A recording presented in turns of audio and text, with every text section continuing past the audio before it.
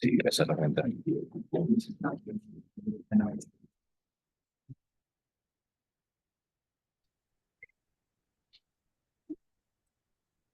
Baik. Eh, inilah wilayah Indonesia ya. Wilayah Indonesia dan warna-warna ini menunjukkan kecepatan lempeng. Ya, jadi ini yang biru tua itu adalah nol, jadi tidak bergerak. Yang putih, merah putih ya, yang ini yang paling cepat jadinya yang putih ini itu 10 cm per tahun.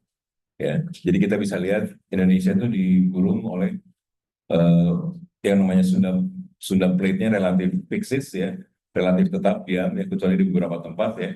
Dan dia dikelilingi oleh lempeng-lempeng yang bergerak aktif baik Indian Oceanic Plate ya, dan yang bergerak makin cepat.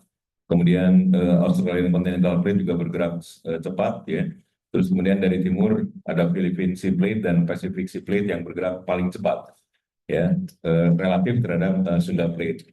Jadi kita bisa lihat mereka dalam posisi menekan ya, menekan wilayah Indonesia ini. Bahkan sebagian sebagian segmen di sini juga bergerak dengan cepat ya, seperti di wilayah sebelah timur dari sesar Palu Koro gitu ya. Karena itu kenapa Palu Koro begitu sangat parah ya waktu terjadi gempa. Ya antara lain penyebabnya ini kecepatan lempeng yang bergerak berbeda gitu ya, dengan sangat cepat dibandingkan sisanya juga di wilayah-wilayah ini. Termasuk wilayah sebagian Nusa Tenggara ya. Kita bisa lihat juga ada segmen yang bergerak lebih cepat. Nah ini semua tentu punya efek nantinya ya terhadap wilayah Indonesia karena mereka menekan wilayah Indonesia. Nah di Indonesia sendiri berbagai pengukuran yang sudah ada di GPS ya, kita melihat ini segini pergerakannya 5 cm per tahun gitu. Karena mereka ditekan dari lempeng-lempengnya di dalam wilayah Indonesia pun bergerak gitu. Seperti wilayah Nusa Tenggara mereka bergerak dominan ke arah timur dan timur laut gitu bergerak. Kemudian wilayah Kalimantan Tenggara, Sulawesi bagian selatan itu bergerak ke arah timur. Nah sementara wilayah Papua bergerak ke arah barat. Nah kita di sini bisa melihat ada pergerakan-pergerakan yang em, berpengaruh di lempeng-lempeng itu. Nah secara kegeologian mereka saling bertekanan sebenarnya, ya saling saling saling konvergen. Nah, itu yang menyebabkan terjadinya banyak patahan-patahan dan itu yang menyebabkan banyaknya kegempaan di daerah situ. Karena memang dinamis ya wilayah kita ini. Nah, akibatnya dengan adanya pertemuan-pertemuan lempeng ini, ya, dan itu sudah terjadi dari puluhan juta tahun yang lalu, ya paling paling sedikit yang bisa dimitigasi, kita punya gempa-gempa gitu ya, gempa-gempa dari gempa yang dangkal, ya, yang warna putih-putih ini sampai yang gempa yang dalam ya, yang warna biru tua ini, semua terjadi gitu, baik di wilayah Sumatera, di Jawa, Nusa Tenggara, ya, Sulawesi, bagian Papua gitu. Karena ini memang bagian yang tidak terpisah. Jadi gempa-gempa ini menunjukkan energi yang lepas ya akibat tekanan-tekanan pergerakan lempeng tadi. Nah di samping itu, karena ini pun ada subduksi lempeng, terjadi juga gunung api gitu. Jadi ini semua gunung-gunung api yang berhubungan dengan subduksi lempeng. Karena nanti di kedalaman 100-200 km terjadi dehidrasi dari air yang di bawah lempeng yang menunjang, kemudian mengencerkan mantel di bawahnya, nah terus dia naik ke atas sebagai magma. Nah ini semua kita kenal jalur-jalur gunung api, termasuk yang di Nusa Tenggara pun kita ada Rinjani gitu ya, ada Tambora, ada Sangiang Api, kita ada gunung-gunung yang sekarang sedang meletus yaitu si Lewotobi ya di daerah Flores bagian selatan. Nah ini menunjukkan juga dinamika gunung api. Nah ini semua nanti karena terjadi di wilayah hunian masyarakat, mau tidak mau mereka menjadi bencana gitu ya. Jadi ini sebenarnya tidak lepas dari proses-proses geologi. Tetapi ketika proses geologi itu terjadi di daerah hunian manusia, itu yang menjadi bencana. Sebenarnya mereka tidak lebih dari proses keseimbangan geologi, keseimbangan alam. Tapi ketika ada manusia yang hidup di dalamnya, kita sebutnya menjadi bencana gitu ya. Nah ya itulah yang kita ingin mitigasi gitu. Karena ini rutin terus terjadi. Apa yang terjadi di masa lalu, Lombok pernah dihantam tsunami, pernah dihantam gempa bumi, pernah dihantam erupsi yang luar biasa, akan terjadi lagi pada masa depan. Karena terulang terus yang namanya proses geologi. Paling magnitudonya saja yang berbeda-beda. Nah, tentunya mestinya masyarakat makin banyak kan, makin ke depan nanti gitu. Nah, disitulah kita melihat kepentingan mitigasi bencana itu harus seperti apa, supaya nanti pada saat terjadinya gempa, terjadinya gunung erupsi, terjadinya tsunami, tidak terlalu banyak menelan korban. Ya, baik korban jiwa maupun korban harta benda. Ya, kalau tidak kan percuma saja gitu. Kita ngebangun begitu lama, begitu mahal, habis saja sekaligus. Nah, kalau kita bisa hindari dari awal-awal, ya pasti itu akan mengurangi semua risiko itu terjadi. Baik, kita sekarang masuk ke geologi dan tektonik Nusa Tenggara ya, lebih detail di bagian Nusa Tenggara. Jadi Nusa Tenggara sendiri itu di wilayah sini ya, mulai dari Lombok sampai Timor gitu ya. Jadi dari provinsi NTB dan NTT ya, itu sebenarnya bagian jalur dari Sunda ya, busur Sunda ini. Ya busur Sunda, terus kalau di subduksinya bagian juga dari subduksi Sunda ya, atau sekarang yang terkenal sebagai Sunda Megatrust ya, karena di sini ada terjadi gempa-gempa sesar naik yang besar yang menyebabkan megatrust. Kemudian isu-isunya sekarang juga kan sedang cukup panas ya, isu-isu megatrust kita akan bahas juga, karena nanti wilayah Nusa Tenggara pun wilayah yang eh, kena potensi gempa megatrust yang berasal dari subduksi di sebelah selatan. Nah, seperti ini ya, jadi kita juga di selatan NTB terus sampai ke NTT sini juga ada subduksi-subduksi ini ya. Jadi dan itu sedang berjalan ya. Ini bisa dilihat di sini kecepatannya 8 cm per tahun. Tadi kita sudah lihat juga apa yang terjadi di sini juga bergerak. Nah, suatu waktu nanti di sini juga ada gempa-gempa yang terjadi di daratan Lombok atau terjadi di offshore utara Lombok atau di offshore selatan Lombok ataupun di Sumbawa sampai ke wilayah Sumba dan Timor. Nah, ini ya. Nah, kita bisa lihat di sini, ya ini adalah jalur subduksinya, ya jalur subduksinya di sini, ya. Terus kemudian ini adalah gunung-gunung api aktif yang juga masih bisa meletus ya, seperti sekarang terjadi di Lewotobi ya, di Flores Selatan di sini, ya. Dan tadinya itu sekarang statusnya bukan normal, tapi sedang waspada, mungkin ada peningkatan status. Oke, nah kita bisa melihat di sini juga eh, apa dari sini cukup jelas ya. Di sini kita punya ada satu lineman ya, yang ini adalah palung subduksi. Jadi di sini asal dari gempa megatrust, ini wilayah NTB dan NTT di sininya ya, sampai ke arah sini. Terus di sini pun kita punya satu jalur yang jelas sekali, ini adalah sesar naik yang kita sebut sebagai Flores sampai ke Lombok atau Bali backup thrust. Nah ini juga bahkan lebih berbahaya ya, menyebabkan kegempaan di wilayah sini seperti terjadi yang sudah di wilayah bagian utara dan Nusa Tenggara gitu ya. Dan sebagian juga terjadi di laut gitu ya. Jadi di laut, kadang-kadang di utaranya terus dia bisa longsor ke dalam laut, nah bisa menimbulkan tsunami ya. Nah ini ada gambar morfotektonik, jadi ini seperti tektonik, jadi kita bisa melihat ada subduksi di sebelah selatan ya, sampai ke wilayah timur ini, tapi di sini timur yang masuk adalah lempeng benua, di sini yang masuk adalah lempeng samudra. Nah, kemudian di sebelah utara kita punya Flores Thrust ya. Ini juga Flores Thrust yang aktif ya, sesar naik yang panjang, dan ini yang sering menjadi pusat-pusat gempa ya di sini, yang dan akan menyebabkan banyak kegempaan di wilayah Nusa Tenggara di sini. Nah, ini gambar yang lebih kurang sama ya. Jadi kita kalau dari sisi kegempaan, tsunami ada dua ancaman yang berasal dari Sunda Trench di sini, ya terus juga di Timor Trough di sini ya. Ini tidak disebut megatrust karena di sini bukan subduksi tapi dia ada collision.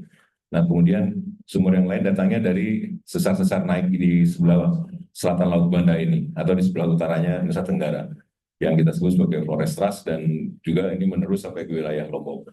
Di samping gunung-gunung api ini gitu. Ya ini semua gunung-gunung api aktif gitu. Ya, belakangan di wilayah Flores ini yang sering meletus duluan ya, ada Lewotobi, kemudian Lewotolok di sini itu sudah berkali-kali meletus. Nah, Kita punya section di sini ya, ada section yang motong di sini ya, mulai dari subduksinya di sini, terus sampai ke wilayah Flores Trust yang tadi ya. Kebetulan ini motong Lombok, coba kita bisa lihat seperti apa sectionnya. Nah ini, jadi yang section dari C ini adalah ini kita bisa melihat dari selatan ya. Dari selatannya kita punya subduksi di sini, dan itu bisa menyebabkan gempa-gempa megatrust ya.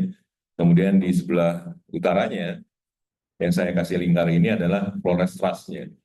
Flores Trust, nah sementara di sini kita punya gunung api gitu, gunung api Rinjani di sininya. Ya, nah itu adalah sumber-sumber yang bisa menjadi kebencanaan. Ya, karena ini adalah wilayah-wilayah yang dihuni oleh manusia gitu. Dan ini lebih kurang ancamannya sama gitu sampai ke wilayah-wilayah sini. Ya. Nah ini gambar yang sama, ini gambar dari Bu Teti ya. Di sininya kita bisa melihat pusat-pusat kegempaan yang ada, yang pernah terjadi. Ini adalah gempa-gempa megatrust di sini ya. Kita bisa lihat ya. Ini gempa-gempa yang kita sebut sebagai intraslab. Terus ini gempa-gempa yang ada di operating plate-nya. Nah kemudian juga ada di Lombok. Nah terus di sini juga kita punya gempa-gempa yang sifatnya dari sesar naiknya Flores Trust yang ke arah sini ya, yang datangnya dari sini gitu. Jadi terus di sini adalah gunung apinya Rinjani, gitu. Ini gunung-gunung api yang tuanya. Dan itu yang menyebabkan setting tektonik atau setting geodinamik untuk menyebabkan kebencanaan di wilayah Lombok dalam hal ini ya. Dan juga ini hal yang sama menerus ke Sumbawa, ke Flores ya. Jadi ada apitan dua, ada dari subduksi dari selatan, dari subduksi lempeng Samudra Hindia, kemudian ada Flores Trust, Wetar Trust atau Lombok Trust yang dari utara. Di sini karena kita punya semacam sesar naik di sini. Ini bukan model subduksi ya, tapi dia di sini kita punya sesar naik. Baik, kita mulai bahas detail sekarang bagaimana dengan kegempaan dan tsunami di Nusa Tenggara. Nah, ini yang sudah terjadi gitu ya. Jadi saya ada beberapa slide yang menunjukkan gempa-gempa yang sudah terjadi dengan magnitude bisa dilihat dari skala ini mulai dari 4,5 sampai di atas 9. Terus ini kedalamannya, ya kedalamannya dalam skala warna. Nah ini tentu yang paling banyak adalah di Sumatera ya, bisa kita lihat sampai yang paling besar yang di atas 9 itu satu-satunya yang pernah terjadi adalah di Aceh ya di tahun 2004. Terus beberapa yang besar juga ada di sini. Nah terus ke Jawa makin lama makin berkurang. Ini adalah gempa-gempa megatrust. Nah di Lombok Sumbawa sedikit, ya makin sedikit di sini gitu. Nah di samping itu juga ada kegempaan-kegempaan yang terjadi di wilayah utaranya, di utara-utara sini. Ya itu yang berhubungan dengan sesar naik Wetar dan sesar naik Flores yang tadi digambarkan sebelumnya. Nah, kalau diambil dari data-data beberapa lama ya, jadi kita di sini aktivitas di Nusa Tenggara termasuk di Bali dipengaruhi oleh aktivitas subduksi ya dari selatan, kita punya penunjaman lempeng di selatannya, terus kita juga punya aktivitas busur di belakang Flores ya ini ya, yang naik ini. Jadi ini adalah Wetar Trust di sini ya, dua-duanya. Jadi kita punya subduksi dari arah selatan di sini, terus dari utaranya kita punya sesar naik Wetar, dari Wetar sampai ke Flores sampai ke utara Lombok gitu. Nah ini kegempaan yang pernah terjadi ya di wilayah Nusa Tenggara di sininya. Ya. Mulai dari yang dangkal, yang warna merah, terus yang intermediate, yang warna kuning sampai yang dalam gitu, yang deep dari sini. Nah kita bisa melihat asalnya dari mana. Kalau yang deep tentunya datangnya dari subduksi sini. Ya, sementara kalau yang dangkal bisa gabungan dari selatan, dari tekanan subduksi atau dari Flores Trust. Nah ini gambar yang lebih sederhana ya. Ini dari katalog gempa bumi dari tahun 1960 sampai 2008. Ini yang pernah terjadi ya, gempa-gempa di Nusa Tenggara, sebaran-sebarannya ya. Nah, dan ini adalah focal mechanism ya, focal mechanism yang terjadi. Kalau kita lihat di utara itu seragam hampir semuanya sesar naik ya, focal mechanismnya karena memang berhubungan dengan trustnya ini, si Wetar, Flores sampai ke Lombok trust di sini. Ya, nah termasuk yang Rinjani di 2018 ya tersebar di sini. Ya. Nah sementara dari selatan kalau kita lihat kebanyakan itu berhubungan dengan normal fault ya, karena di sini memang tarikan gravitinya sudah besar. Nanti saya jelaskan lebih lanjut di masalah kegempaan megatrust di sebelah selatan Nusa Tenggara.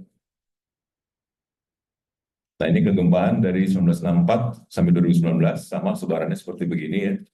Eh, ini besar karena ini sudah memuat hampir semua earthquake swarm, jadi gempa yang sangat banyak ya, lebih dari ratusan yang terjadi di 2018 di Lombok, yaitu sangat banyak di Lomboknya di sini. Terus ada gempa-gempa sebaran di tempat-tempat yang lain. Nah, terus kemudian kalau kita lihat sejarah gempa merusak di Bali dan Nusa Tenggara, kawan-kawan bisa melihat ini kebanyakan tuh di utara gitu, ya di utara di sini. Kebanyakan di utara karena memang penyebabnya adalah si sesar naik Flores ini. Ya, sesar naik Flores, ya, termasuk yang di Lombok juga sudah diplot di sini yang di 2018. Sementara di sini juga ada ya gempa-gempa megatrust yang ada di eh, selatan ya, di offshore-nya. Ya, tapi kalau kita lihat kekuatannya juga tidak ada yang melebihi 7 ya. Semua itu di bawah 7 di sini, di selatannya. Nah ini tsunami yang pernah terjadi ya.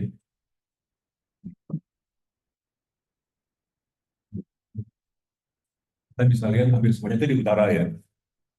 Nah ini nih. Ya. Jadi ini gempa-gempa yang menyebabkan tsunami ini. Semua hampir di utara. Ya. Di selatan malah sedikit ini yang eh, di wilayah ini ada sedikit ya, ada beberapa. Terus di sini ada di Sumba pernah gitu ya, tapi nggak banyak dibandingkan di sisi utaranya. Ya tsunami yang paling parah yang pernah terjadi ada di Flores, yang sebenarnya pusatnya itu adalah di daratan, tapi dia melongsorkan muatan batu-batu dan lain-lain, terus dia masuk ke dalam air laut dan kembali ke sini sebagai tsunami. Ya, histogram ini menunjukkan jumlah korbannya gitu. Jadi korban yang paling banyak ada di sini. Ya.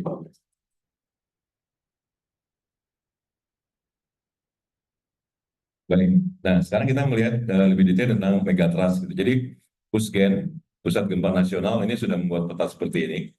Jadi, kawan-kawan bisa mengakses langsung karena ini terbuka ya, PUSGEN. Jadi, khusus untuk Nusa Tenggara, kita bisa lihat Lombok dan lain-lain, itu ada di segmen ini, disebut sebagai segmen megatrust Sumba.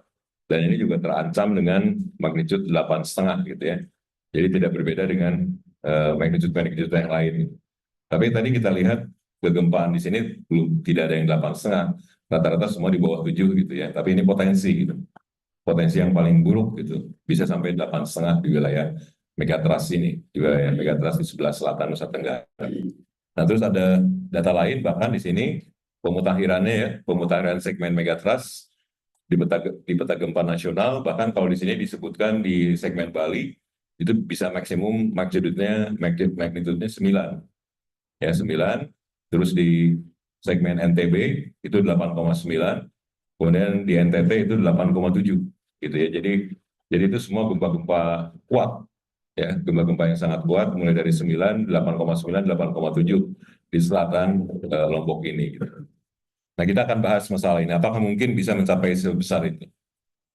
Nah, ini data-data yang ada menunjukkan kegempaan yang pernah terjadi dari 1900 sampai 2004, 2024. Jadi sejak seismograf ditemukan di 1900. Nah, ini sudah pengukuran dari alat gitu ya. Nah, kita bisa lihat bahwa di selatan Nusa Tenggara itu jarang gitu ya. Paling hanya satu gitu yang di atas 7. Ya, sisa-sisa yang lain di bawah 7 semua gitu. Ya, di Sumba di sini. Di Sumba itu 7. Jadi Sumba pun sebenarnya bukan megatrust tapi authorized karena dia terjadi sebenarnya sebelum sebelum subduksi gitu. Jadi kalau ini misalnya dikeluarkan karena ini bukan gempa megatrust, jadi belum ada gempa dengan magnitude 7 di selatan Nusa Tenggara, bahkan Bali. Paling terakhir yang ada di selatan Banyuwangi, betul itu ini mencapai sekitar 7,9 gitu. Nah di selatan Nusa Tenggara nggak ada gitu. Tetapi kalau kembali ke sini, ini kok bisa diplot Bali sampai 9,0, termasuk di selatan Lombok gitu. Terus NTB 8,9, NTT 8,7, padahal kenyataannya tidak ada yang lewat 7. Kan itu jadi pertanyaan kan. Walaupun Pusgen memang ini menunjukkan ini yang terburuk. Jadi ini magnitude yang paling buruk, itu paling paling besar. Tapi coba kita lihat secara geologi, apakah mungkin bisa mencapai magnitude sebesar itu? Nah, kita lihat ini dulu ya. Jadi kita lihat profil subduksi di sini. Jadi ini profil subduksi, ini semua epicentrum gempa yang sudah diplot di sini, dan garis-garis kuning ini menunjukkan sectionnya gitu, section subduksinya yang dibangun dari pusat-pusat gempanya gitu. Nah kalau bisa perhatikan mulai dari A ini sampai ke J ini, jadi ini mulai dari sebelah utaranya Aceh ya sampai ke Sumba. Coba kalau perhatikan, Ya. Makin ke sini itu makin curam. Ya, makin ke sebelah timur itu makin curam. Nah, di sini mulai curam nih.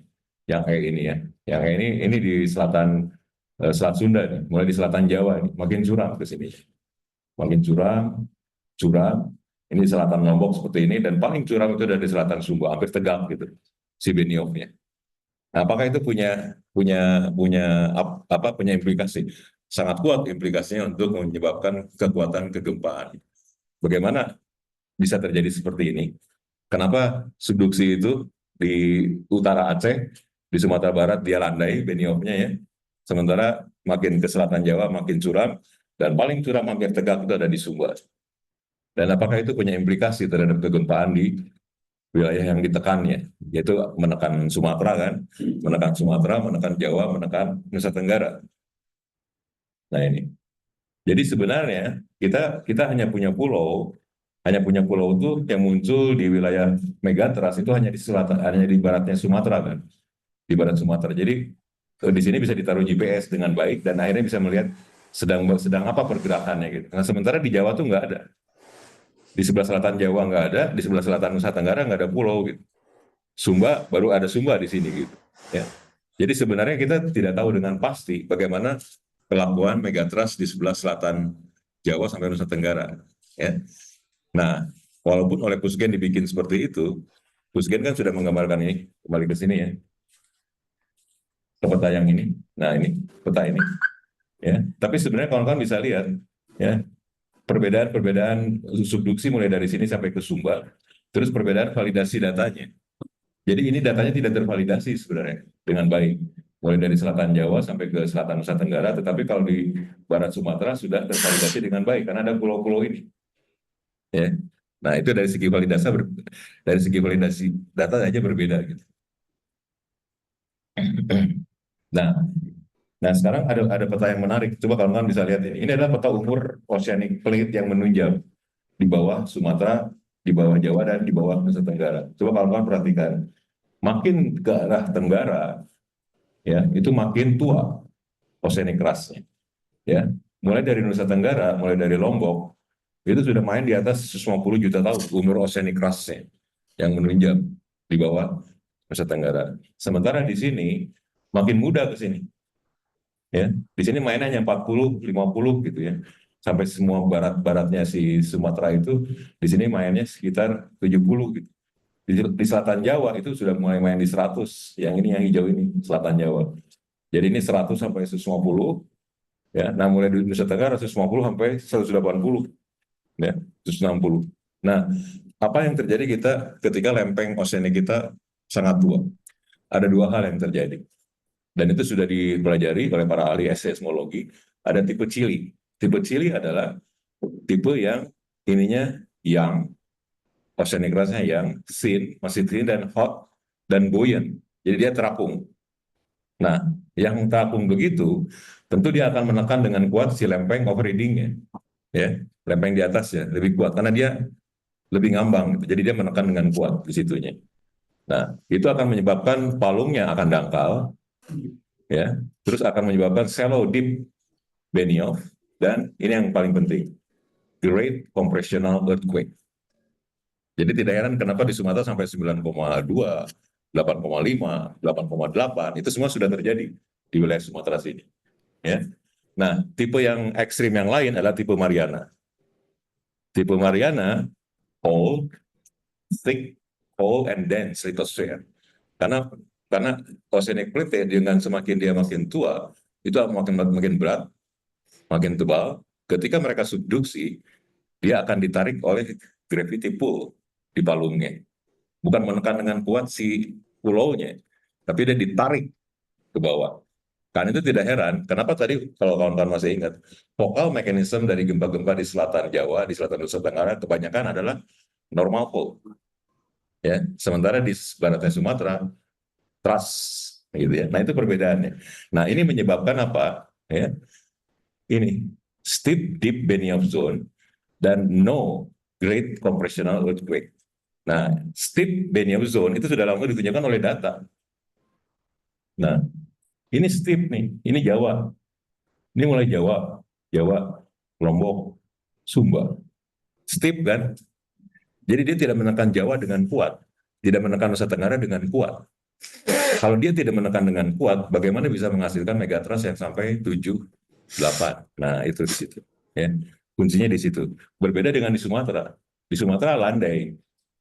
Ya. Dan yang landai begini, dia akan menyebabkan batas lempeng. Jadi batas lempeng yang bersentuhan melebar kan, kalau dia landai kan. Coba bayangkan kalau dia curam gini. Berarti kan dia hanya sempit interceptnya. Jadi pertemuan antar lempeng benua dengan lempeng samudranya kan sedikit. Nah, itu akan menyebabkan rupture yang sangat sempit.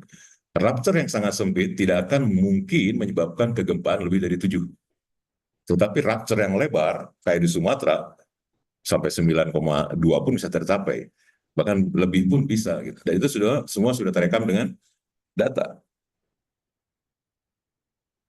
Nah, ini lebih detail lagi. Ya. Jadi ini tipe cili seperti ini. Ya. Ini sangat sangat landai di sininya. Ya, sangat landai. Terus di sini sudah mulai curam. Di sini sudah mulai curam. Nah, ada istilah yang namanya decoupling dan coupling. Coupling itu dia menekan dengan kuat, itu namanya coupling. Begitu decoupling, dia nggak menekan dengan kuat karena dia sudah mulai curam. Ya, itu decoupling. Nah, yang paling ekstrimnya adalah di sini. Ya. Nah, dalam posisi dia coupling, kita bisa lihat vektor tekanannya itu ke arah benua. Jadi ini akan mengalami kegempaan yang besar gitu. Nah, sementara kalau yang transitional, dia dia mulai ke arah sini trajektorinya. Ya, nah yang paling paling paling ekstrim trajektorinya udah nggak menekan dengan kuat, malah dia cenderung dia lebih gravity pull. Itu yang terjadi sebenarnya. Ya.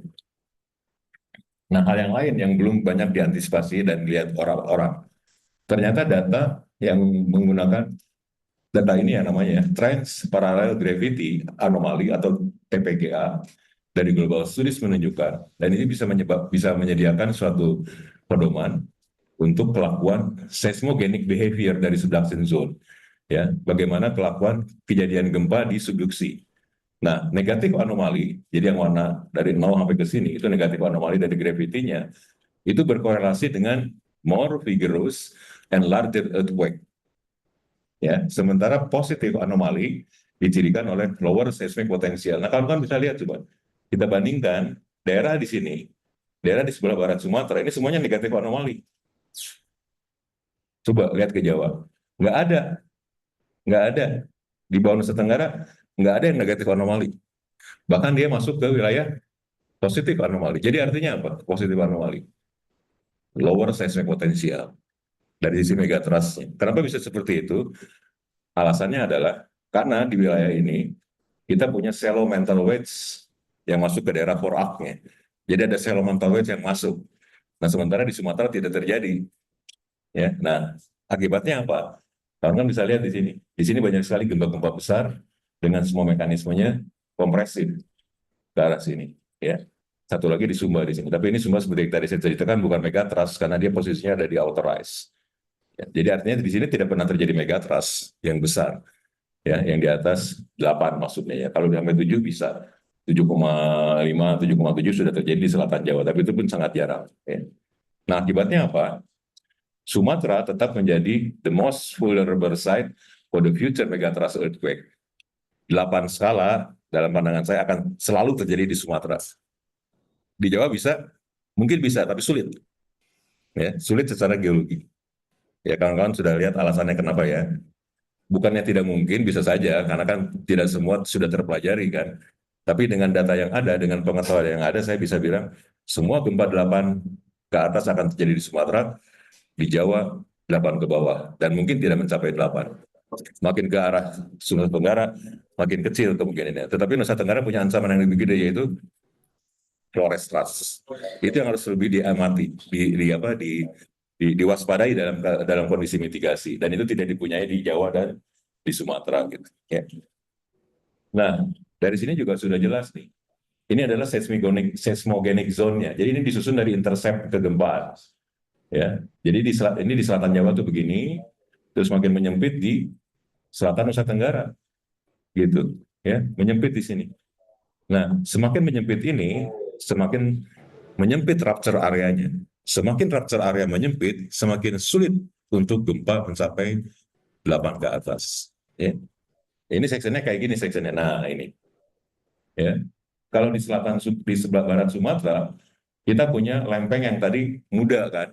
Akibatnya dia buoyant, keangkat, menekan dengan kuat overheating plate kita di sini. Akibatnya apa? Intercept antara overheating plate dengan subducting plate itu gede, seismogenic zone-nya besar, lebar. Nah, di sepanjang inilah bisa terjadi kegempaan. Nah, gempa-gempa ini yang bisa menghasilkan 8 magnitude sampai 9 magnitude seperti di sini. Ini di selatan Jawa dan Lesser Sunda, Nusa Tenggara begini aja dia. Hanya sedikit aja kecil di sininya. Ini mana bisa menyebabkan kegempaan di atas 8. Di Nusa Tenggara sendiri belum ada yang mencapai 7. Ya, karena itu penyebabnya. Ya, sempitnya rupture zone. Nah, jadi kembali ke peta-peta yang tadi, kalau saya sih agak meragukan, bukan meragukan, sulit lah. Terjadinya megatrust sampai 9 di Bali tadi ya, terus 8,8 di selatan Lombok, 8,7 di selatan Sumbawa Flores. Susah. Secara geologi itu sulit untuk terjadi. Nah, sekarang kita bahas yang lebih berbahaya sebenarnya kalau untuk Nusa Tenggara, yaitu Flores Trust ini. Nah, dan itu juga yang sudah terekam sama data. Ya. Nah ini dari publikasi yang paling pertama lebih kurang dari McCaffrey ya. Di sini digambarkan semua vokal mekanismenya. Terus saya ambil yang ininya ya, wilayah yang di shade warna merah ini, kira-kira ini gitu. Ya. Nah ini, jadi di selatan di Lombok, di Sumbawa tuh kayak gini modelnya kan curam sekali gitu. Akibatnya dia tidak bisa menekan, tetapi ada yang lebih berbahaya lagi gini. Nah, di sini ada satu segmen segmen lempeng yang masuk ke sininya, kena sesar, sesar naik. Nah, sesar naik itu di sininya. Nah, Lombok, Sumbawa, Flores itu duduk di sininya gitu. Dan ini sebenarnya menyebabkan berbahaya karena tarang gempanya ada di sini gitu. Lokasi-lokasi ini ya. Jadi gempa-gempa ini bukan dibangunkan dari operating plate di sini, tapi dia dibangunkan dari karena ada Flores Trust ke sininya. Nah, ini.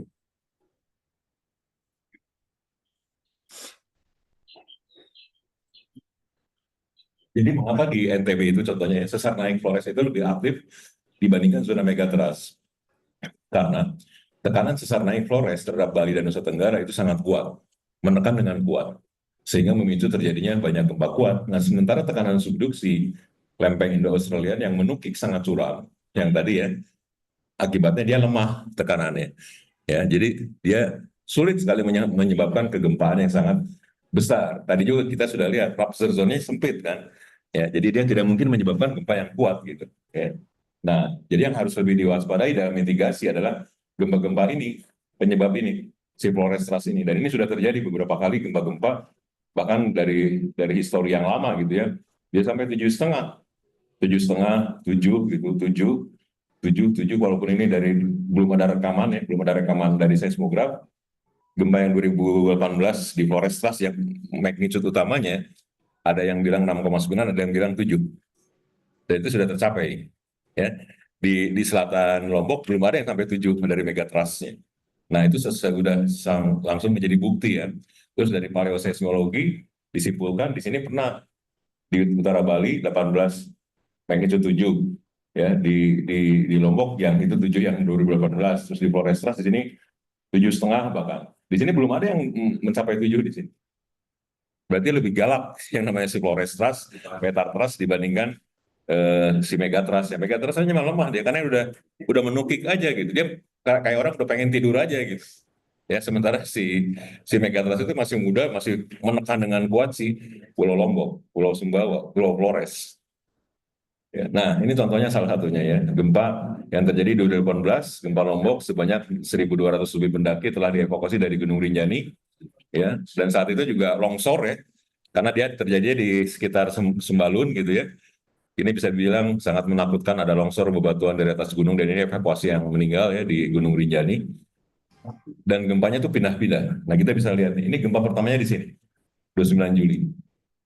Itu 6,4 magnitude-nya. Ya, jadi ada di sini nih, di wilayah Sembalun di sini. Di wilayah Sembalun. Ya. Terus ini gempa utamanya ada di sini justru. Jadi itu gempa pembuka nih. Ya, gempa pembuka. Nah, seminggu kemudian terjadi gempa utamanya. Ya, 6,9. Masih di sebelah timurnya Sembalun di sininya. Kalau dari institusi lain ini sampai 7,0 magnitude-nya. Jadi udah tercapai itu magnitude. Dan ini yang menyebabkan korban-korban banyak tuh di sini. Tapi korban yang tadi yang 1.200 dan itu setengahnya, lebih setengahnya orang-orang ekspat ya, yang naik ke Rinjani, yang terevakuasi itu ada di sini. Ya. Nah, terus 9 Agustus dia pindah lagi ke sini, ke barat. Ya itu yang mungkin menyebabkan hotel di dekat Gili Trawangan ambles sebagian kan, yang sekarang kosong itu ya. Kemarin kebetulan kami lewat ke sana.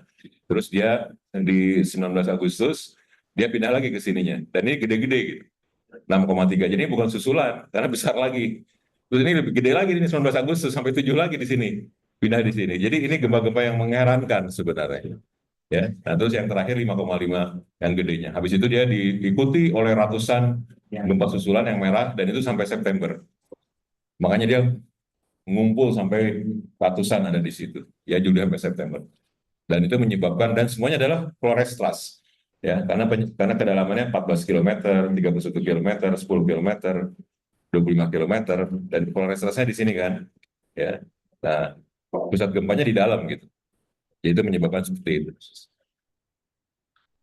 Nah, terus kalau kita lihat dari pemetaan, ternyata yang kalau kita lihat tsunami hazard pun itu kalau diplot itu banyaknya di utara gitu.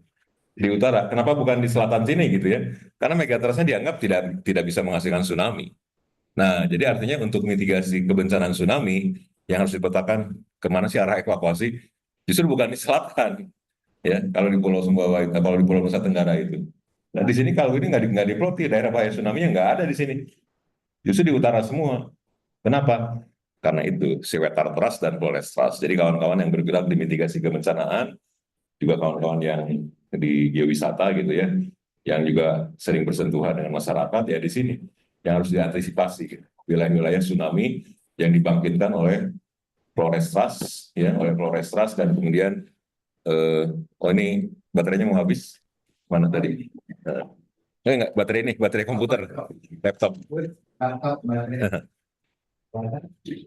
Makanya dia diem. Ya.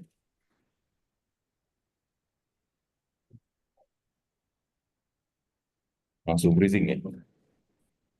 Nah,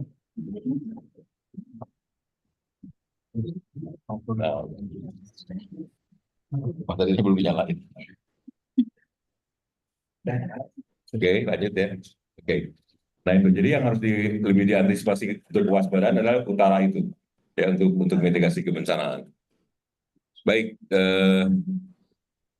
itu tentang sudah kegempaan ya, sama bergerak ya.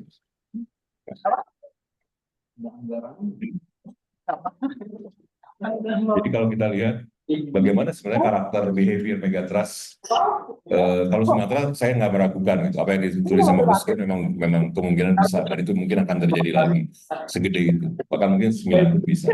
Tetapi untuk Jawa sampai ke Sumba kan pernah dibacakan tuh sama BMKG gitu ya, tinggal tunggu waktunya gitu ya, dan itu bikin heboh luar biasa gitu kan, karena tunggu waktu kan bisa besok gitu. Jadi kalau saya golongkan ada 3 kemungkinan.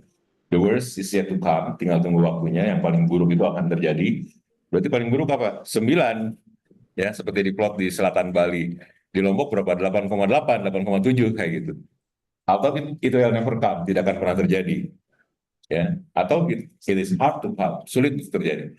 Kalau saya sih berpendapat ini, it has to come. Ya, karena berdasarkan semua pengetahuan geologi ya yang sudah terpetakan gitu. Sulit untuk terjadi kalau lewat dengan data-data yang ada, terus dengan setting geologi, sulit untuk terjadi seperti itu. Nah, jadi kesimpulannya adalah untuk kegempaan, tektonik khusus Sunda Banda, Sumatera Flores, karakter geologi dan tektonik yang berbeda. Ya, umur lempeng samudera yang subduksi makin tua dari tersier ke kapur bawah. Bahkan di selatan Sumba itu sudah Jurassic, ya, lebih dari 150 juta tahun. Terus zona Benioff makin curam, couplingnya makin lemah, bahkan sudah decoupling. Jadi tidak menekan, namanya tidak decoupling, tidak coupling itu. Terus berubah dari kompresi ke tension, ya. Jadi dia ditarik. Jadi si lempeng itu tidak menekan pulau, justru ditarik ke dalam palung. Nah, itu yang menyebabkan dia tidak terjadi gempa dengan kuat. Nah, terus gempa megatrust Jawa sampai Sumba artinya, mungkinkah menghasilkan megatrust M8 plus? Sulit. Ya, dikarenakan faktor subduksi yang berbeda dengan Sumatera.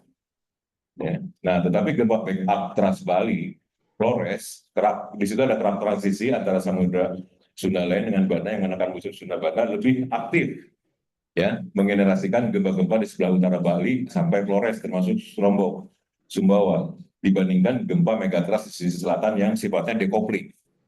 Nah, karena itu mitigasi kebencanaan kalau bicara gempa itu harus diarahkan ke utara, ya, kalau di Nusa Tenggara. Nah, ini yang terakhir tentang erupsi gunung api di Nusa Tenggara ini nggak banyak ya. Tapi kita tahu di sini bahaya gunung api juga besar ya. Ada bahaya yang segera. Ya misalnya di sini ada ledakannya, terus ada pyroclastic flow di sininya, terus ada tsunami ya. Beberapa hari kemudian, kalau sudah berminggu-minggu jatuhan espol dan ini bisa mengganggu ya. Waktu Rinjani 2015 ya terakhir ya aktifnya. Itu juga sama ya. Beberapa bandara sempat ditutup karena abu vulkanik. Terus bulan-bulan, nah kalau udah bertahun-tahun itu karena kalimat efek. Nah itu yang seperti itu. Nah tetapi jangan salah, Nusa Tenggara pun punya 2 gunung api yang menyebabkan parahara bagi dunia, ya, yaitu ini, nah, Tambora dan Samalas. Ya, ini ledakan yang besar, bisa kita lihat volcanic explosivity index-nya atau indeks ledakannya 7, Tambora, Rinjani 7, dan kalau kita lihat dari energinya, setara energinya di sini sama-sama. Samalas eruption itu 2 kali lebih kuat dari Tambora, Tambora di bawahnya gitu. Tapi dua-duanya besar gitu, ya. Dan dia kolom abunya pun naik sampai ke stratosfer. Nah, akibatnya dia menjadi prahara bagi dunia. Ya tidak hanya di sini, tapi juga di sana.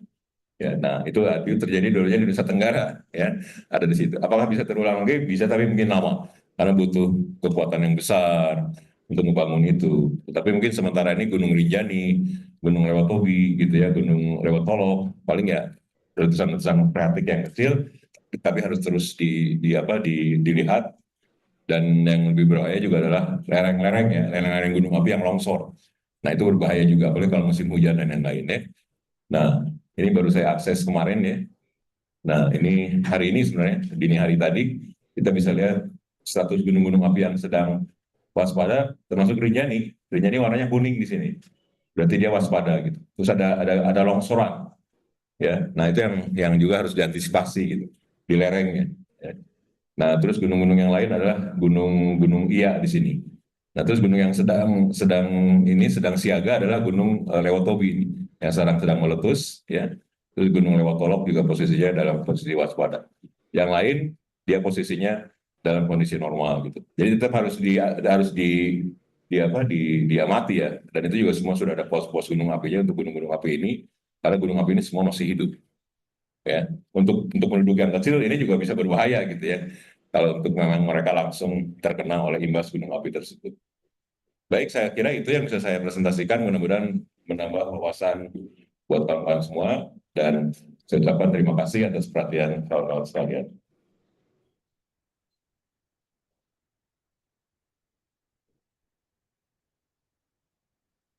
Oke, terima kasih Pak Wawan. Mungkin dari teman-teman yang lain ada pertanyaan atau sebelumnya saya akan awali dulu nih Pak Wawan. Silakan. Penasaran ya. Kelihatannya kita tenang lah, tidak informasi dari Pak Wawan itu. Lombok itu nggak terlalu besar seperti yang di Jawa, kalaupun itu terjadi. Yeah. Nah, ini yang jadi pertanyaan saya Pak. Kok dari Pusgen itu berdasarkan apa sih perkiraan bahwa misalnya magnitudo megatrust di sini 8, di Lombok juga sampai 8. Mereka itu referensinya apa dari Pusgen itu Pak kira-kira? Bisa Bapak jelaskan? Ya, saya sudah berkali-kali juga berdiskusi Pak dengan kawan-kawan Pusgen di forum beberapa kali gitu ya. Mereka tidak menerangkan bagaimana menarik itunya. Magnitude hanya mereka bilang itu magnitude yang paling buruk gitu. Tapi saya bilang magnitude yang paling buruk pun kalau secara geologi akan sulit terjadi gitu. Hanya mereka menjawab begini Pak, sebagai Pusgen, sebagai BMKG mereka tidak bisa, mereka harus berskenario the worst case supaya mitigasinya yang terbaik gitu, the worst case. Nah mereka hope for the best gitu ya. Tetapi kalau dari sisi geologi, saya juga harus menampilkan yang sebenarnya seperti apa.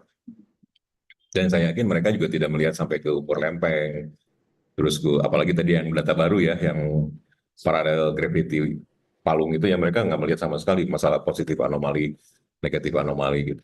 Terus dari data-data juga, saya pernah diskusi juga dengan mereka, kan tidak ada bukti gitu di dalam 120 tahun ini dari data rekaman yang terukur Pak ya, gempa lebih dari 8 di selatan Jawa.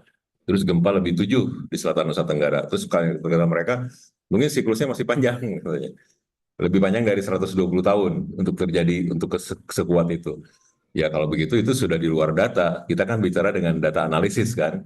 Kalau itu kan saya golongkan spekulasi artinya. Oh mungkin akan 200 tahun baru terjadi gitu. Tapi datanya dari mana? 200 tahun sekarang kalau kita buka-buka sangat detail, rupture areanya sempit. Tadi kita sudah lihat Pak ya. Karena di selatan Jawa dan di selatan Nusa Tenggara itu subduksinya curam.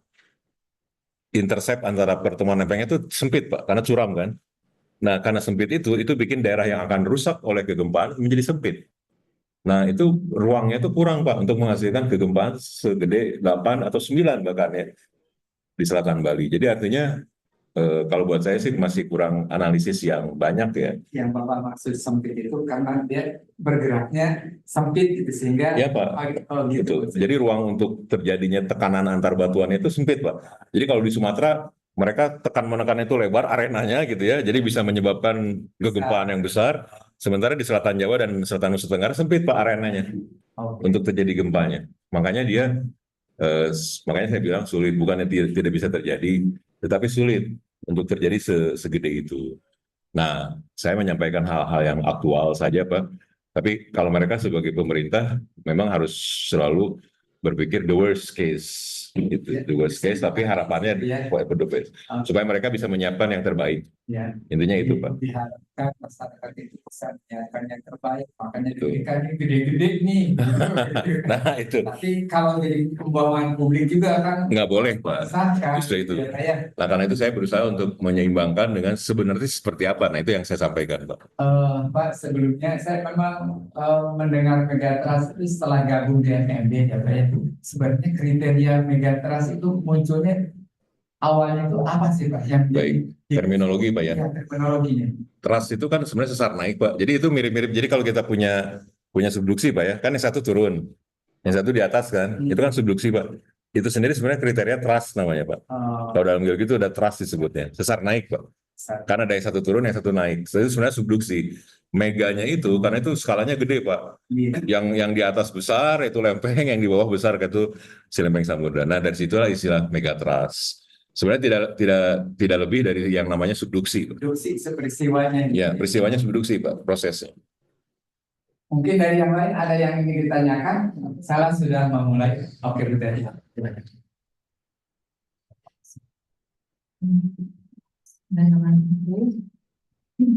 Selamat malam, perkenalkan saya Ibu Teti. Ya, saya udah kenal lama tapi baru bertemu sekarang.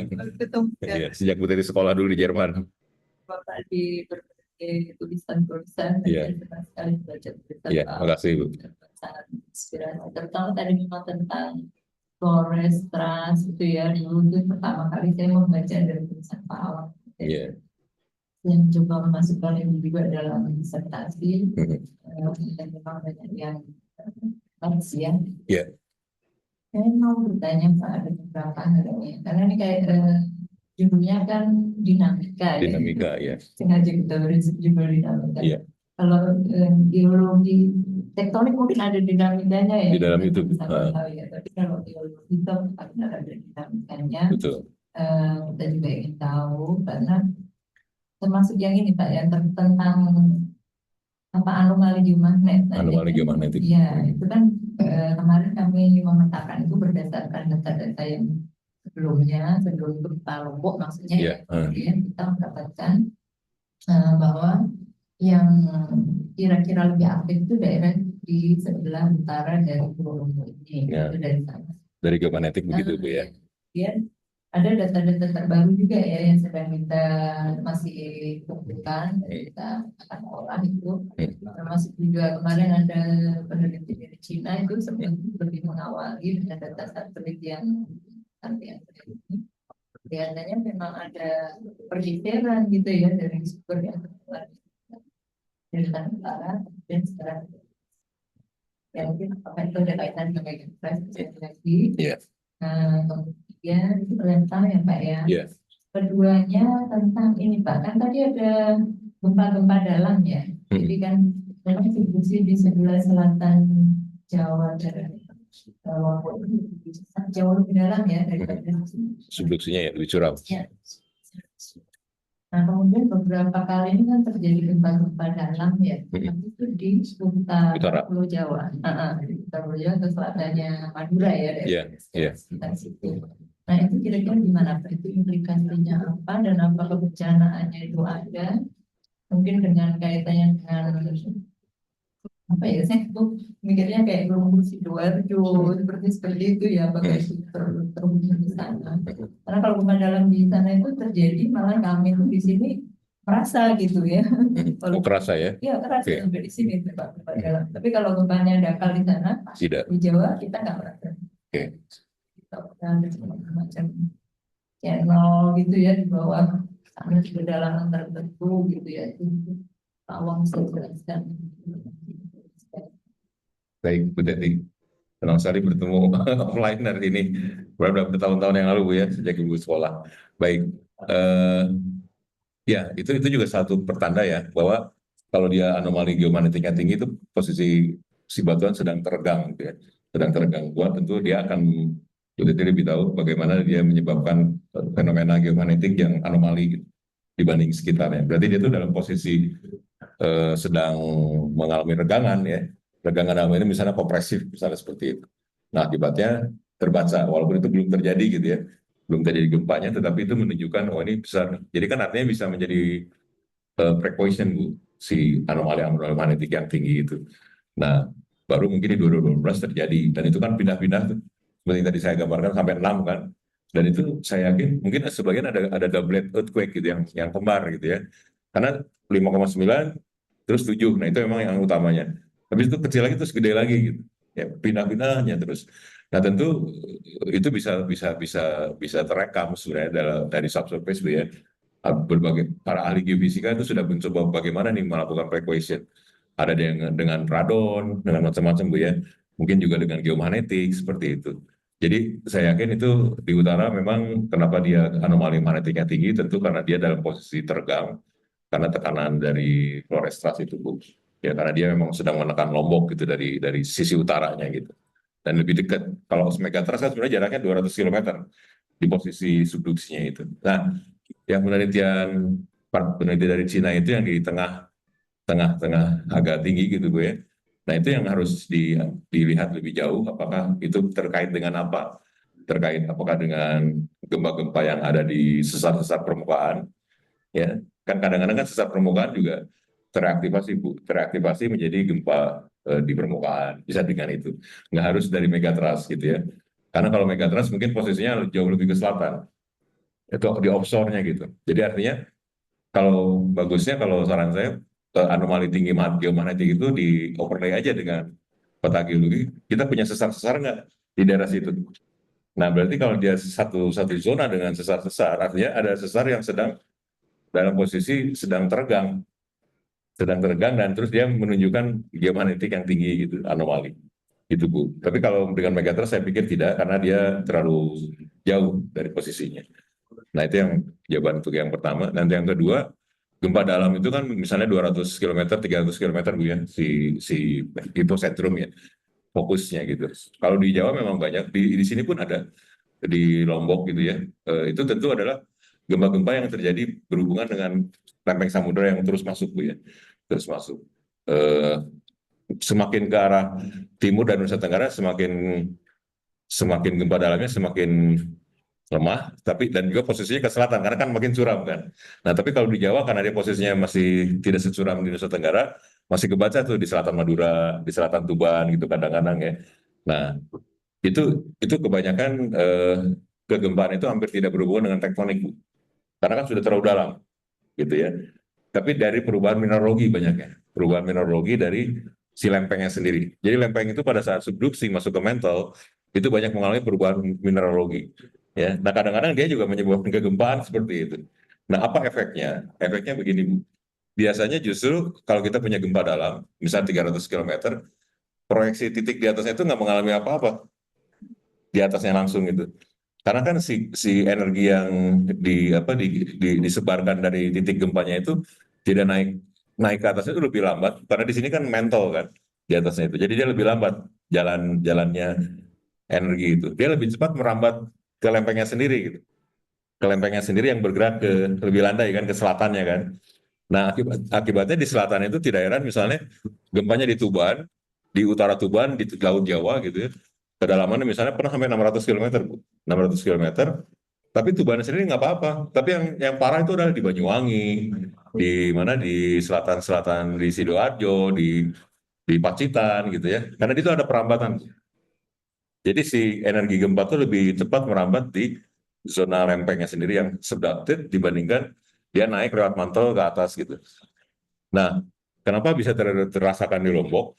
Karena memang semakin dalam gempanya, itu semakin lebar Bu ininya, disipasi gelombangnya kemana-mana gitu. Tapi semakin dangkal, misalnya terjadi hanya di daratan gitu, ya semakin kecil gelombangnya. Ya, jadi semakin dalam itu semakin kemana-mana. Jadi tidak heran kenapa gempa-gempa dalam di Jawa itu bisa terasa sampai ke Nusa Tenggara. Itu Bu kira-kira jawaban. Ya. Oke, terima kasih. Berarti ada yang lain yang mau tanya? Apa saya nambah lagi untuk menambah wawasan mungkin Pak. Ya. Tadi kan masalah merambat.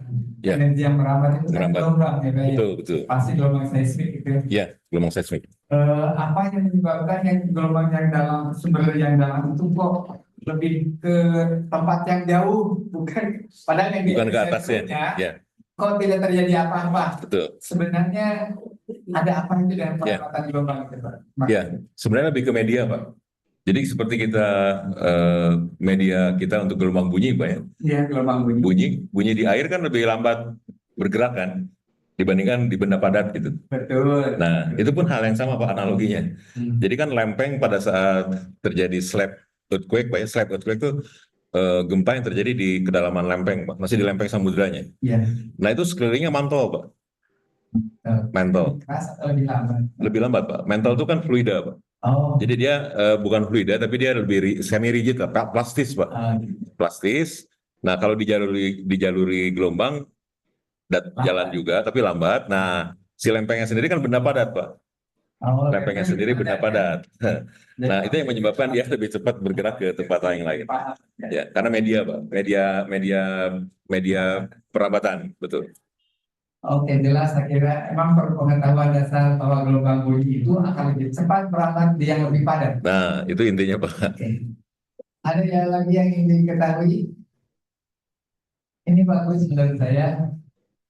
Jadi ini juga Pak, sebenarnya kan rakyat Pak tidak tahu masyarakat itu mengenai megatrust itu apa alasannya, kenapa besar atau kecil. Tetapi dengan diskusi ini bahwa untuk daerah NTB sebenarnya juga jadi beralih, bukan selatan-selatan yang dimaksud, tapi malah di utara. Utara yang lebih berbahaya, Pak. Ini berdasarkan analisa dari Pak Awang nih ya.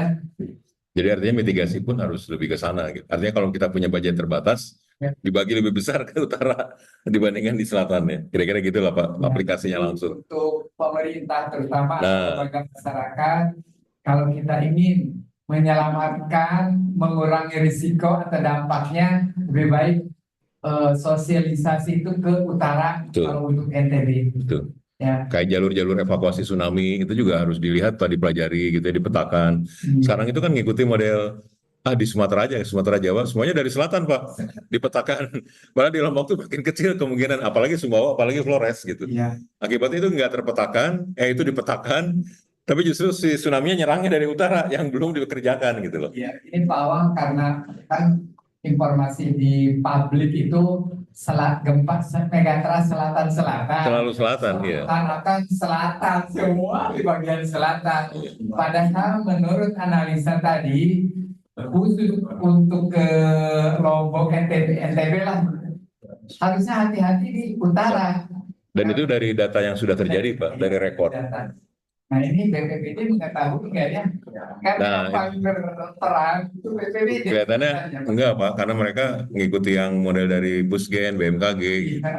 Itu yang harus disayangkan. Nah, ini berarti Bu Teti peran dari MMB diantaranya sudah ada masukan ini dari Pak Awang. Iya, Kita kan Lombok Utara ini sebenarnya kita punya mahasiswa banyak dari utara ya. iya, Jadi emang harus berhati-hati banget. Terus sosialisasi tentang penyelamatan iya. itu lebih banyak harusnya di daerah Lombok Utara. Tetapi untuk Mandalika Lombok Utara atau Lombok Selatan. Selatan? Bahkan tadi Pak di salah satu peta ya, itu bahkan nggak dianggap sama sekali Pak ada tsunami dari selatan. Selatan. Sama sekali nggak dianggap di sini ya. Nah ini Pak, coba kita lihat. Selatan mana nggak ada, di sini nggak dianggap. Jadi bisa dibilang nggak dianggap di sini itu mana tuh. Iya. Bahaya tsunami-nya nggak ada, Pak. Kosong. Coba utara penuh sekali. Dan ini sudah menghimpun banyak data Pak. Ya, merge tsunami hazard nih. Nggak dianggap Pak selatan itu. Padahal kita ngikutin model-model di sini gitu. Model Banyuwangi, iya Banyuwangi memang terakhir kan paling dekat Pak ya. Bisa terjadi gitu. Tapi itu makin curam Pak, dan yang menyebabkan makin lemah. Makanya di sini tuh nggak ada yang lewat 7 gitu. Tapi di sini 7 sudah tercapai beberapa kali. Baik dari Paleo Tsunami Pak ya, Paleo Tsunami yang sebelumnya, wah itu semua galak-galak gitu yang atas-atas itu. Nah ini nih Pak, nih 7, 7, ini 7,5 Pak semuanya. Di sini nggak ada yang lewat 7 di selatan itu. Makanya akibatnya nggak dianggap Pak. Nah ini gitu, dan saya mempercayai ini gitu di sininya. Yang kejadian tahun itu gitu, Nah, itu kan di betul. Sumba itu ya. Di Sumba betul. Nah Sumba itu memang sangat spesial Bu. Dan kelihatannya itu memang kelihatannya sekali-sekali terjadi gitu ya. Nah ini Bu. Nah ini yang ada di sini. Nah di Sumba ya. Nah ini Bu ya. 7,9. Tapi seperti yang tadi saya bilang, Di Sumba. sampai ke Lombok, sampai ke Banyuwangi juga Bu. Dan sampai ke Australia Barat si tsunami-nya. Nah tapi ini adalah memang gede. Ini sebenarnya bukan 7,9 tapi 8,3. Besar gitu. Tapi itu authorized earthquake. Nah, kalau dalam posisi ini tidak mungkin dia menyebabkan dalam posisi ini, dan tadi ada pertanyaan, rupture-nya sangat sempit Bu ya. Karena kita punya venue yang sangat curam di sini, tidak mungkin menghasilkan 8 lebih gitu. Tapi ini 8,3. Nah, saya pernah ada webinar khusus dengan beberapa forum kegempaan, itu authorized namanya. Jadi authorized itu pada saat si lempeng mau masuk ke subduksi Bu. Jadi situ ditarik memang, si lempengnya itu ditarik. Nah, terus akhirnya baru masuk ke zona megatrustnya gitu. Jadi dia terjadi di belakang. Jadi ini kalau direlokasi posisinya itu akan di sini Bu. Akan di sini sedikit sebelum masuk ke zona subduksinya. Nah, itu 8,5 karena dia besar Bu. Jadi itu kan gravity pull-nya paling kuat di Sumba itu. Karena umur oceanic plate-nya itu dia Jurassic. Paling tua Bu. Jadi situ gravity pull paling kuat. Begitu dia kan si lempeng itu begitu mau masuk ke zona subduksi, justru di situ terjadi tension Bu, ditarik. Nah itu hampir semuanya oceanic crust bagian atas itu lepas, lepas semua ya. Jadi batas itu lepas. Nah itu yang menyebabkan gempa sangat kuat. Normal fall pun bisa bikin tsunami. Nah tetapi kejadian-kejadian gitu sangat jarang. Mungkin ini pun kelihatannya ya satu-satunya di situ gitu. Nah tapi kalau sepanjang dia megatrust itu lemah gitu nggak terjadi. Tapi kalau authorized bisa terjadi. Oke, masih ada? Oke, jelas. Baik, Bismillahirrahmanirrahim. Assalamualaikum warahmatullahi wabarakatuh. Assalamualaikum. Perkenalkan Bapak, nama saya Fidian Aditya, saya dari Prodi Magister Mitigasi Bencana. Ya. Nah, Lombok Utara, asal Lombok Utara ya, asal saya dari Lombok Utara. Nah, kebetulan pagi ini kemarin kan tiba-tiba ada undangan dari Bu Meli ya. Ya. Dan kamu hari ini kalau dibahas tentang geologi ini saya bilang. Kebetulan pagi ini saya mendapat informasi bahwa sebelumnya saya mengucapkan terima kasih karena pagi ini saya mendapatkan informasi bahwa sebenarnya yang paling berbahaya itu adalah sesar Flores itu Pak. Yeah. Kebetulan itu berada di utaranya Nusa Tenggara gitu. Yeah. Nah, dari sisi kebijakan itu Pak, kami di Lombok Utara itu sangat minim. Kenapa saya bilang sangat minim? Karena pemerintah juga tidak sensitif terhadap hal ini Pak. Nah, itu dia yang jadi permasalahan di kami di utara gitu Pak. Kenapa saya bilang sensitif? Belum sensitif karena sangat miskin terhadap kebijakan-kebijakan seperti ini pemerintah kami Pak. Itu yang kami butuhkan dari ilmu-ilmu yang seperti ini, informasi-informasi yang seperti ini. Kemudian yang kedua, belum Pak, terkait di bidang pemerintahan tadi. Itu kenapa saya bilang sangat minim karena itu sangat tidak sensitif sekali pemerintah kami. Kemudian kebijakan-kebijakan yang sangat minim, bahkan beberapa kali dibahas bahwa di setiap musrembang itu tidak ada mitigasi seperti ini Pak. Itu yang menjadi permasalahan terbesar bagi kami. Bahkan pasca gempa kemarin yang besar 2018, bahkan sampai saat ini belum ada, belum 100% kami pulih begitu Pak. Ya, karena mungkin kebijakan yang kurang tepat. Karena menurut kita kalau pembangunan yang sukses itu kan dari kebijakan yang tepat dan anggaran yang pas, gitu kan. Dan informasi-informasi yang kita dapatkan harus tepat. Gitu. Nah, yang jadi pertanyaan saya itu Pak, ini kan Pulau Lombok itu kecil Pak, kecil. Nah, kalau informasinya tadi bukan si Megatrust, tetapi ada potensi 8 sekian gempanya Pak. Apakah itu berefek ke seluruh pulau atau cuma sebagian saja Pak? Dan mohon untuk apa sih langkah-langkah kita dari ilmu geologi lah Pak untuk sebagai penentu kebijakan seperti apa? Baik. Saya Pak, sekian terima kasih. Makasih. Kalau misalnya gempa terasa terjadi dan itu di atas 8, bukan hanya Lombok saja yang terasa, tapi hampir semua. Jawa, ya, Flores, Timor, hampir semuanya kena. Sulawesi pun kena merasakan getaran yang sangat besar. Tapi seperti yang kita bahas, kemungkinan megatrust di selatan Nusa Tenggara itu sulit ya untuk mencapai 7 lebih. Tapi kalau misalnya tercapai gitu ya kita harus pelajari lebih detail di situ. Tapi sulit, kalau menurut saya sulit. Nah, kalaupun tercapai ya itu pasti besar banget gitu. Bukan hanya Lombok saja, tetapi juga hampir semuanya Jawa Selatan, Jawa Timur, kemudian si Sumbawa, Flores, bahkan ke Sulawesi Selatan ya, itu akan tergoncang semua gitu. Dan kerusakannya tentu beda-beda, tergantung si lokasi hiposentrumnya. Itu yang untuk menjawabnya seperti itu. Nah, tentu memang sebagai dasar kebijakan itu, memang kita harus geologi dulu bergerak ya. Geologi menunjukkan ancaman. Tadi kita sudah belajar. Kalau megatrust itu bahkan di beberapa peta nggak ditunjukkan ancaman-ancaman tsunami itu, sehingga dikosongkan tuh, putih aja semua nggak ada. Tapi yang utaranya penuh. Jadi kalau BPD ditunjukkan peta ini, mereka mungkin akan ngeri sendiri gitu. Belum dikerjakan si peta itu gitu ya, yang tsunami tadi itu.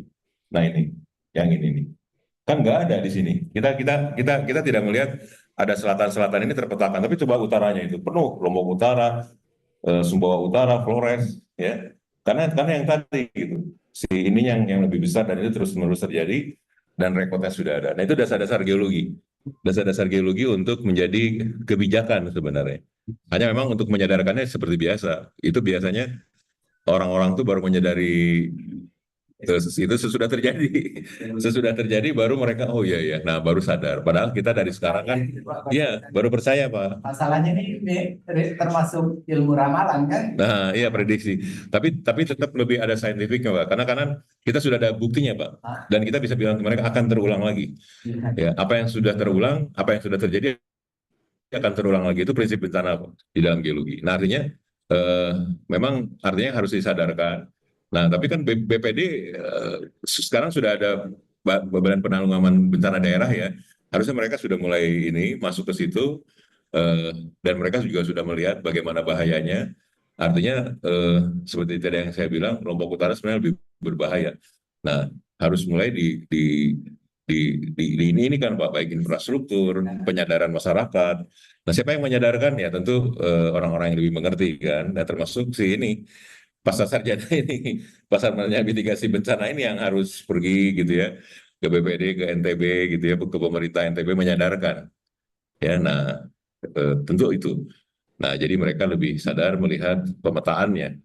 Karena kalau yang saya lihat sekarang pemetaan kemarin kayak saya ke Sekotong, oh itu ada jalur evakuasi itu di Sekotong gitu di mana-mana ya. Tapi di utara nggak ada tuh, padahal utara yang lebih berbahaya gitu. Nah itu yang miss gitu ya. Nah itu kan dasarnya geologi semuanya dan rekod yang ada gitu. Nah jadi geologi di situ bisa menunjukkan kita tidak hanya harus mengubah kebijakan, harus mengubah pergerakan kita itu untuk mitigasi itu bukan tidak ada dasarnya. Dasarnya geologi, analisisnya tadi dilihat ya seperti apa, dan tidak itu saja, sudah terjadi dulunya. Dulunya sudah. Sudah terjadi Pak dulunya. Kayak Mataram aja gitu. Gempa bisa berulang-ulang, Mataram apa yang 2018 itu, terus yang Flores 92 tsunami semuanya. Itu semua adalah bukti, Pak.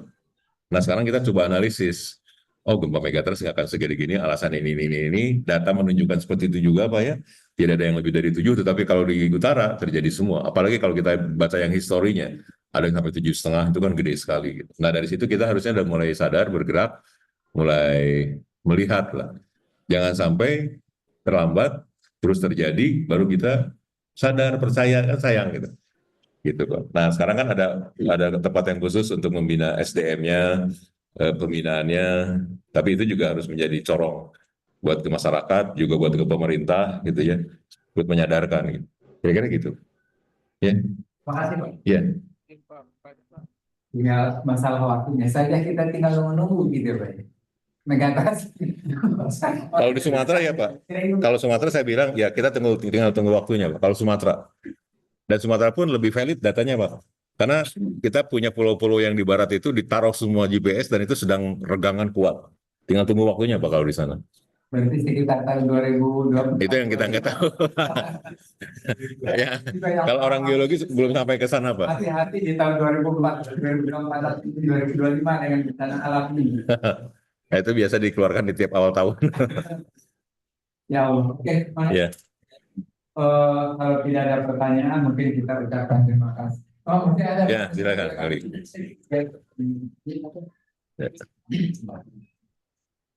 Ya. Terima kasih. Bisa tidurnya ya, jadinya ya. Iya.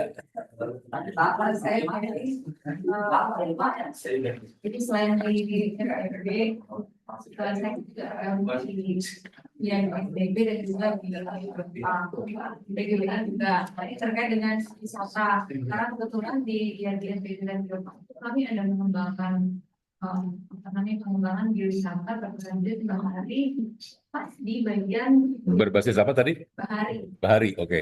Yang Merin.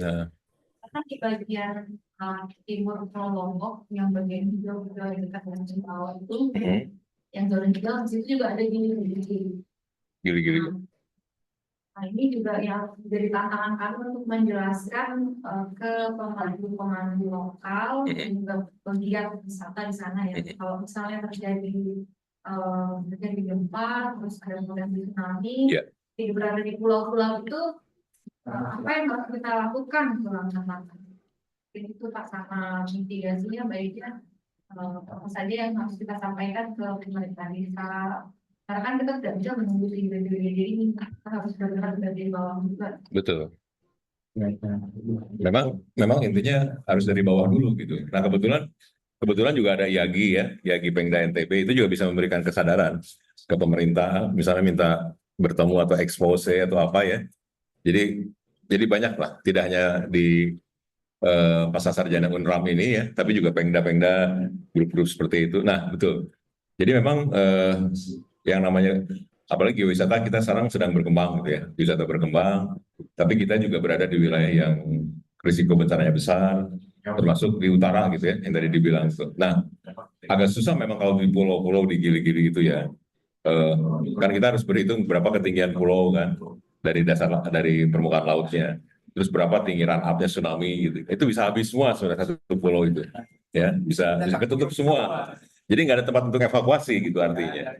Kalau kita cepat-cepat naik perahu ya mungkin masih bisa selamat gitu ya ke arah yang lain gitu, ke arah yang menjauhi laut gitu ya, ke arah ininya.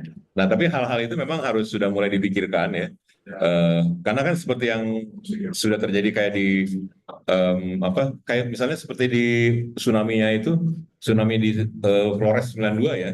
itu adanya di pulau si epicentrum ya, tapi tebingnya runtuh gitu. Tebingnya runtuh ke dalam, terus kemudian balik lagi menjadi tsunami dan kebetulan itu teluk. Ya, nah jadi yang harus dilakukan oleh kawan-kawan geologi di sini bisa melihat si gili itu sendiri gimana potensi bahayanya. Ya, mungkin sementara ini belum dilakukan gitu ya.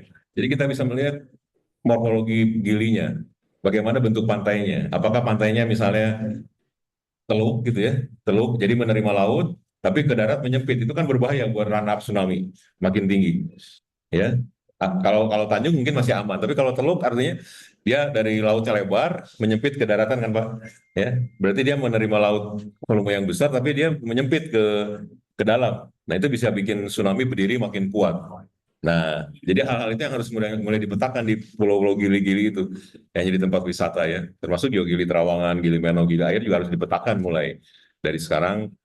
Tidak hanya gelombang yang tinggi itu kan sudah rutin ya, yang menyebabkan kapal nggak bisa mendarat ke sana.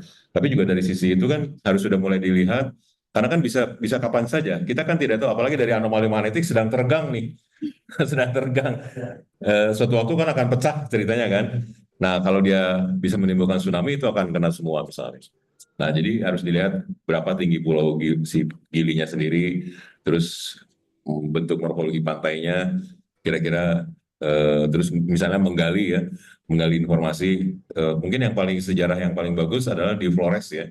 Di Flores yang di utara 92 itu kan tuh ada tinggi-tingginya semua tuh. Jadi bisa dilihat jadi untuk analogi gitu. Analogi kira-kira berapa sih tinggi run up-nya. Kalau tinggi run up sampai 10 meter misalnya, terus tinggi gilinya maksimum 5 meter, dari ini udah habis semua kan, ketutup semua gitu. Nah itu yang harus sudah mulai diantisipasi. Jadi juga harus sudah mulai disampaikan, bukan menutup itu jadi tempat wisata enggak ya, tapi kita ada, nah itulah namanya geowisata berbasis kebencanaan. Ya, nah kita jadi sudah mulai peduli. Kan itu udah ada peduli juga. Syukur-syukur kalau misalnya cukup tinggi, tapi tetap bisa kita petakan misalnya jalur evakuasi. Karena kan bisa saja run up-nya hanya 2 meter misalnya. Ya, oh itu ada pulau yang maksudnya 10 meter posisi tingginya gitu kan. Dibikinlah jalur evakuasi ke 10 meter. Jadi ke para pembantu itu bisa dibilang kalau terjadi ini langsung lari, itu jalur evakuasinya ke arah sana. Tingginya di sana 10 meter. Jadi kalau misalnya run up tsunami hanya sampai 2 meter, masih aman gitu. Nah itu harus sudah mulai dilihat tuh di pulau-pulau yang jadi tempat berbasis bahari itu. Karena ada kemungkinan dan sudah terjadi, dan apalagi sudah ada peta ini ya. Peta ini juga menunjukkan ini bahwa ini hijau gitu. Ya ini biru, berarti biru itu kan sekitar 0 sampai 2 meter gitu tingginya, tinggi run up-nya. Sampai ke hijau itu udah mulai 6 di sininya. Nah, jadi bisa dipetakan nih tinggi-tinggi di sini. Berapa? Pak, tadi yang kalau Kira-kira gitu, Meli. Pak Bahari itu berikutnya, kalau dia lagi ada di perahu, kalau malah ke pantai malah berbahaya. Dia harus ada tetap Iya. di tengah. Iya. Kalau ke pantai, Betul. Hanya kalau ke tengah kita memang harus menghadapi dulu yang gelombangnya dulu gitu. kalau ada di pantai kan malah terlempar ke Lempar. darat. Iya. Jadinya serba salah juga. Kan dia terlalu jauh orang wisata bahari sekitar pantai. Sekitar Ya, pantai. Untuk mungkin lagi di tengah. Tapi rata-rata biasanya orang, oh itu ada gelombang tinggi, tidak mungkin menyambutnya kan. Pasti mereka memilih lari kan. Panik. Pasti mereka memilih lari, Pak. Jadi bagusnya disiapkan jalur evakuasi. Jalur evakuasi untuk lari. Nah itu kira-kira yang bisa dikerjakan. Saya pikir bagus ya.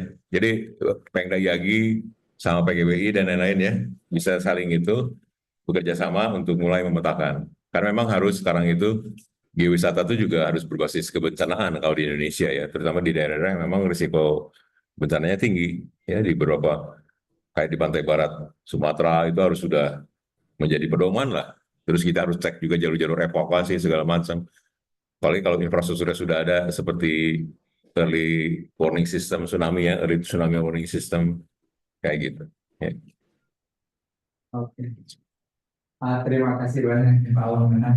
Sebenarnya ini harusnya ada para kebijakan ini mendengar Pak. Nanti bisa dilanjutkan, bisa diestafetkan. Bahwa ini benar sisa juga. MMB juga nggak punya daya dan upaya untuk keluar itu. Karena Prodi itu kan tidak memegang anggaran. Ya, yang punya kebijakan kan direktur, atasan-atasan. Sehingga bagaimana MMB juga bisa bergerak ke Lombok Utara untuk menyadari ini. Iya. Memang yang bisa itu pimpinan fakultas hadir, pemerintah hadir, ada informasi langsung dari Pak Awang nih. Nah, itu Pak Awang. Jadi kepakaran itu berpengaruh masalahnya. Iya, Pak ya. Kalau diinformasikan oleh mahasiswa MMB misalkan di pemerintahan, mana percaya? Itu Pak Awang masalahnya. Oke, walaupun demikian ini kita bersebut mudah-mudahan nanti Pak Awang mungkin juga bisa diajak bicara di pemerintahan, khususnya BPBD dan kota lah atau provinsi. Tetapi kan sekarang masih sedang dalam pemilu nih. Ya. Tunggu pemerintah baru, Pak. Lagi rawan. Lagi rawan. Nggak bisa juga. Jadi mudah-mudahan juga bencana itu jangan dulu datang, walaupun memang akan datang gitu ya Pak ya. Tapi bisa jadi ini, Pak. Bisa jadi salah satu program andalan, Pak. Kita berbasis bencana. Oh, itu kan lebih for safety gitu kayak gitu. Ibu ya. Pemerintahan Udah ada ya. Nah, itu apalagi tangguh bencana. Apalagi sekarang ada desa-desa tangguh bencana, Destana itu ya. Sudah ada. Iya. Sudah Tapi- ada. Malah kemarin juga dari undang itu dari BPD kan mengundang universitas ya.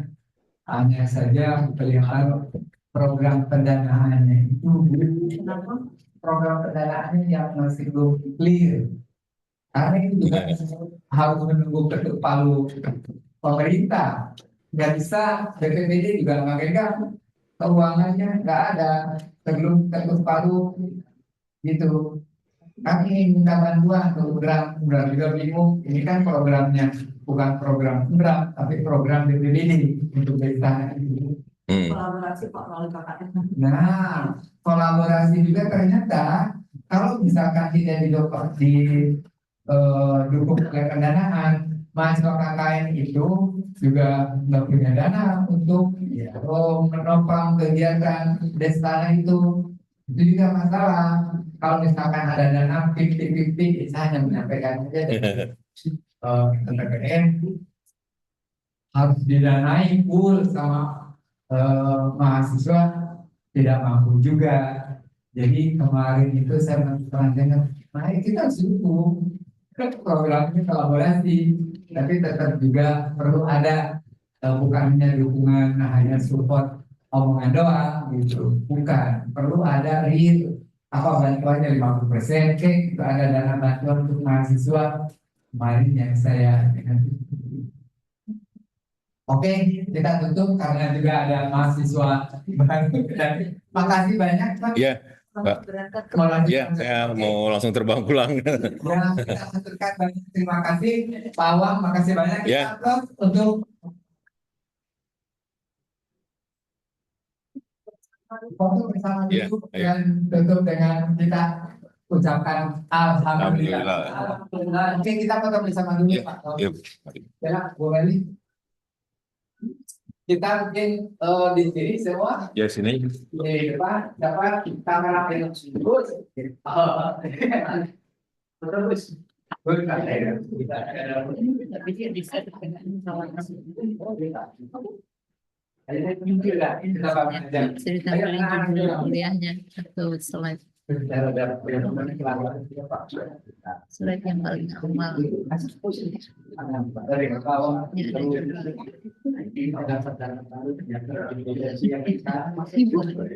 dari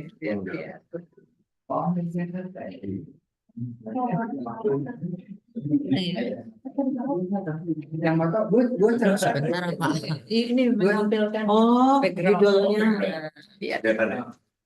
Berarti jangan terhalang dong, kelihatan kan?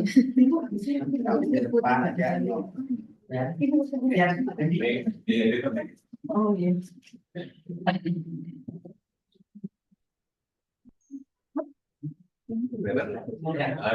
Tadi yang ikutan lain sudah ada. Ya, tadi. Pakai pelanggan. Ya, Mak. Ya, yuk. 1, 2, 3. Nah, satu lagi yang punya Paul.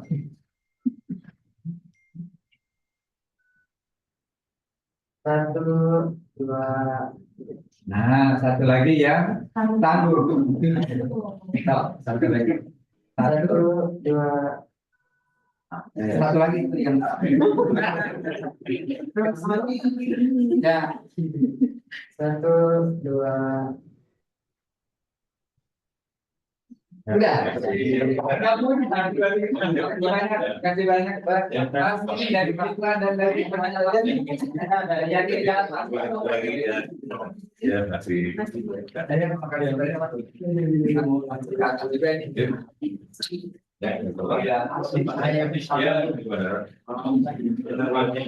Jam 12.30.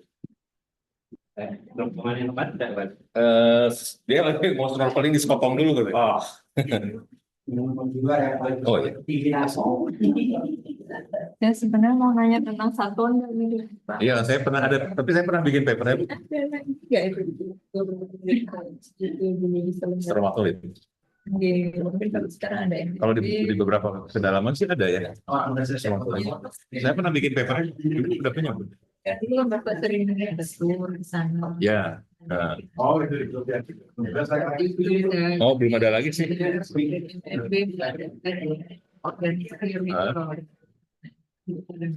Boleh. Kalau misalnya ibu tertarik, nanti di kontak saya.